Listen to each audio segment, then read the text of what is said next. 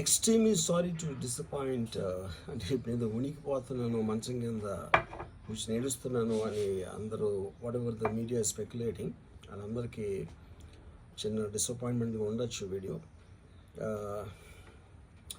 ఇక్కడ పాయింట్ ఏంటంటే I just want explain the whole concept.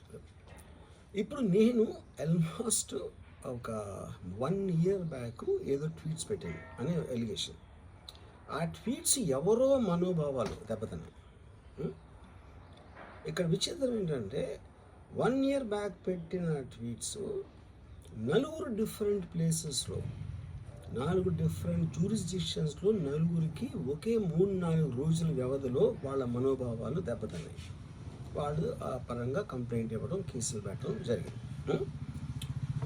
ఇక్కడ పాయింట్ 1, ఎవరి మీద అయితే నేను పెట్టానని వాళ్ళు చెప్తున్నారో వాళ్ళకి లేదు, ఎవరో థర్డ్ పార్టీ, అసలు సంబంధం లేనివాడు.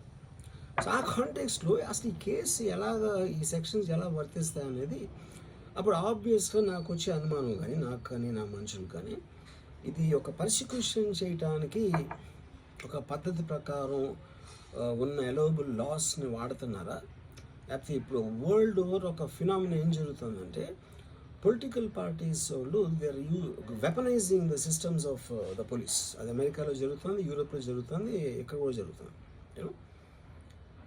అప్పుడు నేను ఏ ఒక్క వ్యక్తిని, ఒక పోలీస్ ఆఫీసర్ని కానీ, ఒక పొలిటికల్ పర్సన్ కానీ నేను బ్లేమ్ చేయట్లా. I think it happens in certain ఒక ఏమంటారు దాన్ని, ఒక వే. అది అందరూ కూడా ఎంతో కొంత అది చేయటానికి టెంప్టేషన్ ఉండొచ్చు.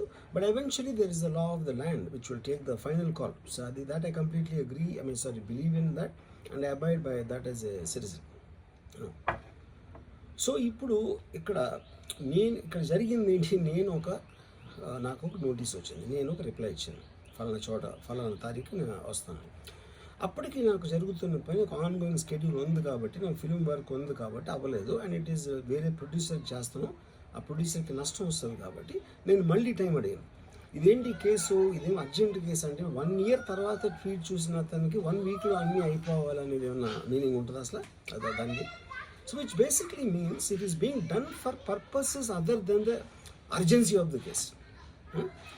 ఇప్పుడు అర్జెన్సీ ఆఫ్ ద కేస్ అంటే మీరు మర్డర్లు ఇన్ని జరిగి సంవత్సరాలు తీసుకుని